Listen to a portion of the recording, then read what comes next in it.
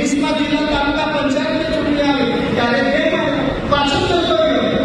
હમણાં પાછી જિલ્લા તાલુકા પંચાયતની ચૂંટણી આવી 2022માંથી ડેમ આવ્યો જતો રહ્યો. હમણાં પાછી જિલ્લા તાલુકાની ચૂંટણી આવી પાછું ડેમ આવ્યો. હમણાં પાછા ડેમ ની વાત લોકસભામાં કરી છે અને ખુલાસો કરવો હોય તો હું અત્યારે જ તમને ચેલેન્જ આપું છું. 14મી ઓગસ્ટે ધરમપુર આવીને ખુલાસો કરો. 14મી ઓગસ્ટે આદિવાસી સમાજના લોકો ડેમના વિરોધમાં ડેમ સંઘર્ષ સમિતિ, પાર તાપી નર્મદા રિવરલિંક સંઘર્ષ સમિતિ જે આંદોલન કરવા જઈ રહી છે એમાં ખુલાસો કરો. ખોટી વાત કરીને લોકોને ભરમાવવાની કોશિશ નહીં કરો. આદિવાસી સમાજને મૂર્ખ બનાવવાની કોશિશ નહીં કરો.